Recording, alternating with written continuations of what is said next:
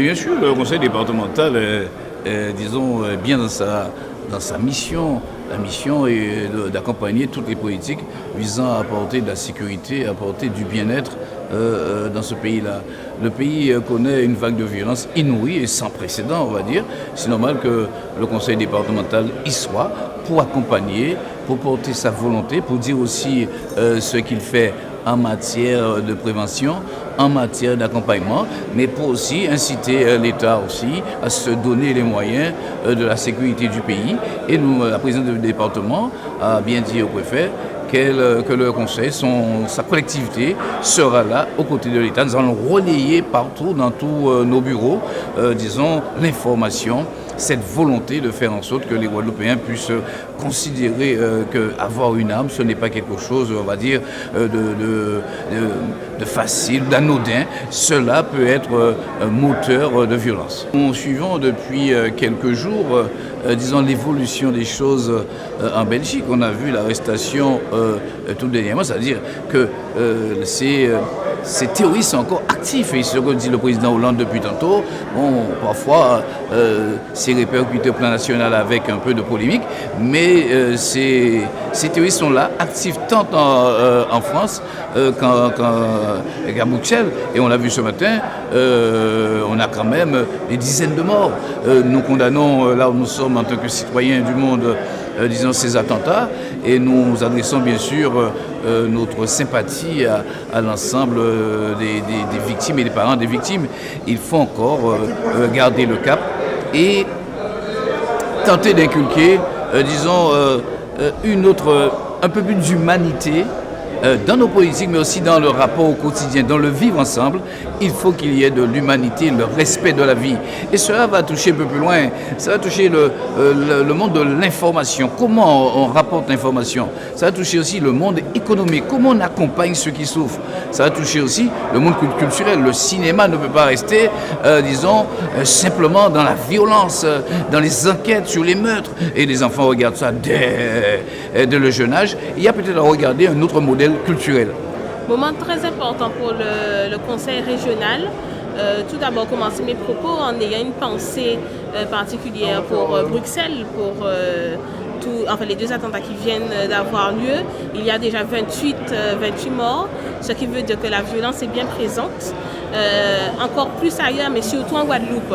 Aujourd'hui en Guadeloupe, j'ai envie de m'exprimer en qualité de conseillère régionale, mais aussi en qualité d'avocate. Nous avons une violence qui ne cesse de croître, des trafics d'armes qui ne cessent de se démocratiser, de se vulgariser, avec des sessions d'assises de plus en plus chargées. La dernière affaire de la session d'assises d'il y a 2 jours, c'est un assassinat. Ça veut dire qu'il y avait il y a eu quelqu'un qui a été tué, mais avec une intention de tuer plus une préméditation. Ça veut dire que la personne savait qu'elle allait tuer. Donc on voit bien que la violence se banalise. Aujourd'hui, quand vous avez un dispositif qui, même quand bien même, il correspond à une mission régalienne de l'État, c'est-à-dire lutter contre la violence, le département Guadeloupe, qui est là pour le bien vivre ensemble, le mieux vivre ensemble de tous les Guadeloupéens, ne peut rester à l'écart d'un tel dispositif. Nous sommes véritablement des acteurs de l'économie de la Guadeloupe, mais de surtout toute la vie guadeloupéenne. Donc pour cela, la région Guadeloupe, le président de la collectivité régionale ne pouvait pas être à l'écart d'un tel débat. Il faut surtout faire un travail sur les consciences. Pour que les consciences puissent véritablement être en éveil, il faut choquer. Parce que bien souvent, vous savez, il y a des victimes qui pleurent, mais les personnes qui sont accusées, qui sont condamnées ou qui sont prévenues, pleurent aussi. Quand vous avez, par exemple, à la maison d'arrêt, des personnes qui purgent une peine de 20 ans, de 25 ans de réclusion criminelle, je peux vous dire que ces personnes-là sont passées à l'acte, mais si au préalable, il y avait un travail de prévention, de conscientisation, ces personnes-là n'auraient pas pleuré. Elles sont là pendant 20 ans à pleurer l'acte qu'elles n'auraient pas dû commettre. Donc il faut choquer. Il y a une souffrance des deux côtés. La souffrance n'est pas la même, mais la souffrance est quand même universelle. Il faut se rappeler de ça. Alors, déposons les armes. Ça n'est pas une injonction, c'est une volonté commune. Nous souhaitons véritablement faire disparaître du paysage les outils qu'utilisent les criminels pour tuer des gens qui, mon Dieu, ne demandaient qu'à vivre. Le problème, si vous voulez, c'est qu'il y a des causes d'assassinat et de meurtre qui sont multiples. Moi, j'en ai quand même identifié une importante au travers des dossiers, c'est la vengeance privée. Il semble que dans ce département, on estime avoir le droit de se venger.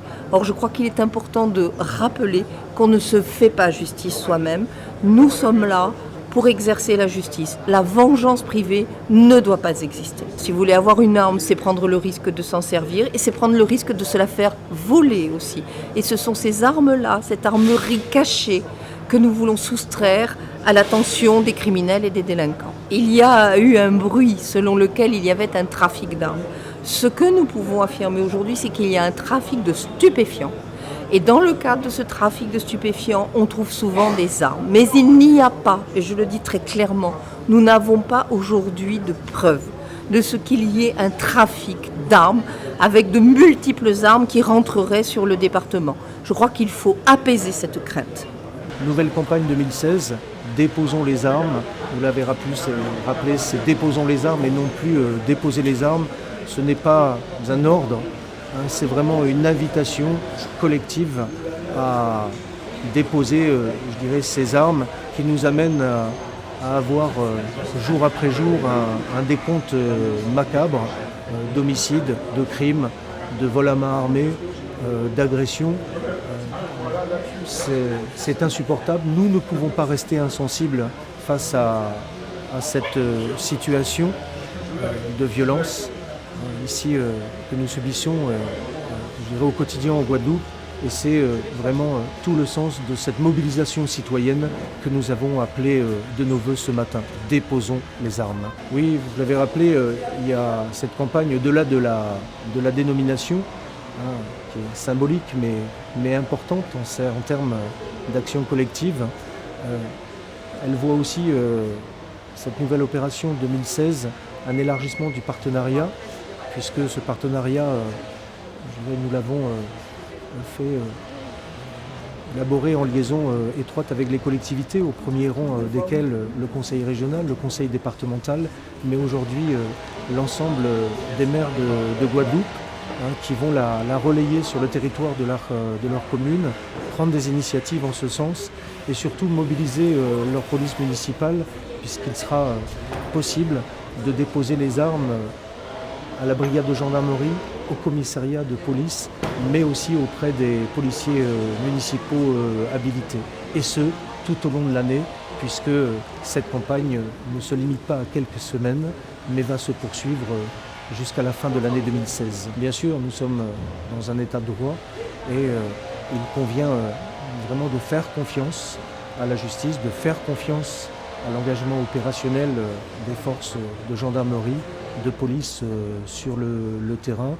Nous devons vraiment tout mettre en œuvre pour lutter contre le trafic et la circulation des armes, je dirais, en Guadeloupe.